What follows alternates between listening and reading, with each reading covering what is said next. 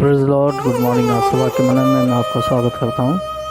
आज मैं पढ़ने जा रहा हूँ व्यवस्था विवरण 28 का 13 पद। यहाँ लिखा है, और यहोवा तुझको पूँछ नहीं किंतु सिर ही ठहराएगा, और तू नीचे नहीं परंतु ऊपर ही रहेगा। यदि परमेश्वर यहोवा की आज्ञा जो आज मैं तुझको सुनाता हूँ तू उनके मानने में मन लगाकर चौकसी कर। मेरे जीजो, यहाँ परमेश्वर का वचन जिस प्रकार से कहता है कि यहोवा तुझे पूँछ नहीं परंतु सिर ही ठहराएगा, और तू नीचे नहीं परंतु ऊपर ही रहेगा। मेरे जीजो, जब हम परमेश्वर की बात मानते हैं, आज हम नए नियम में हैं मेरे जीजो। जब यीशु मसीह आ चुके, हमारे लिए उद्धार दे चुका है। आज हमारा उद्धार जो है अनुग्रह में हुआ है, ना कि हमारे अच्छे कर्मों से।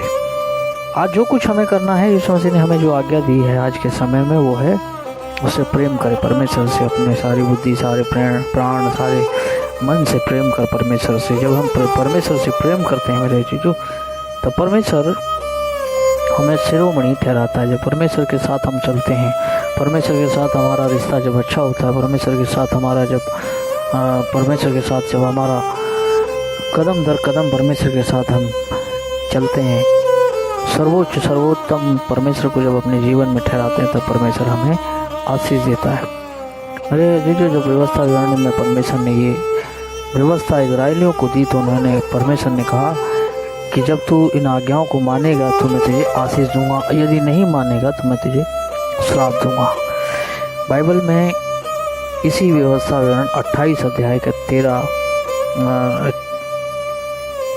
14 के बाद 15 के बाद आप देखेंगे तो वहाँ से श्राप शुरू हो जाते हैं।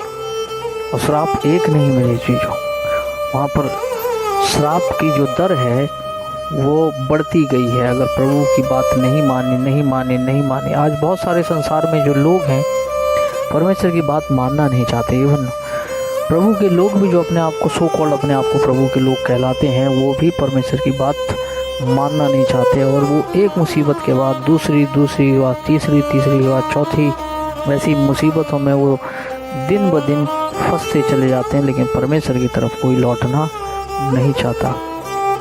मेरे जो जब हम परमेश्वर की तरफ लौटते हैं, बेशक हम श्राप में हों, लेकिन वो फिर भी हमें श्राप से मुक्त कर देता है।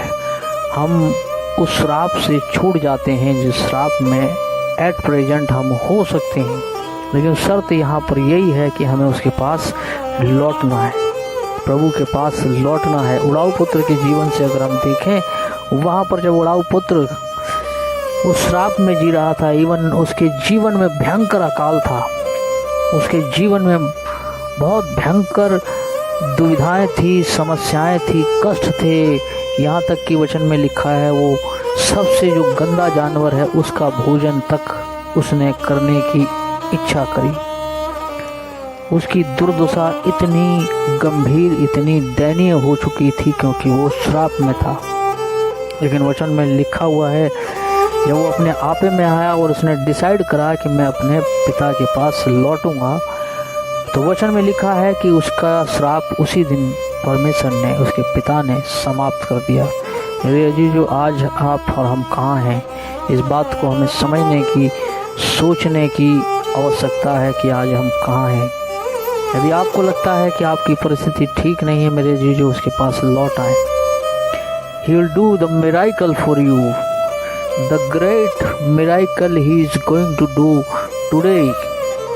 आज ही वो आपके जीवन में उस बड़े मिराकल को, बड़े चमत्कार को करेगा मेरे जीजो, यदि आप उसके पास लौटने को तैयार हैं। जब आप उसके पास लौटते हैं मेरे जीजो, तब वो आपको, वचन में लिखा है, जैसे पिता ने उस उड़ाऊ पुत्र को, उसको अंगूठी पहनाई, उसको लिए नए झट से वस्त्र बदलवाए, उसको नहलाया धुलाया, उसको सुंदर बनाया, उसी प्रकार से मेरे जीजो उसने एक बड़ा सा भोज रखा।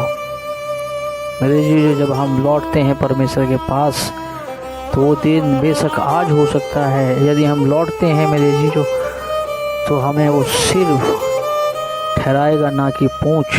वो हमें नीचे गिरने नहीं देगा, नीचे गिरने नहीं देगा।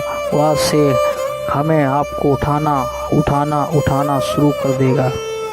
यदि आज उसकी आज्ञा को, इस आज्ञा को जो लौटना है उसके पास, यदि लौटते हैं, तो परमेश्वर आपको और हमें आशीष देगा। आमीन।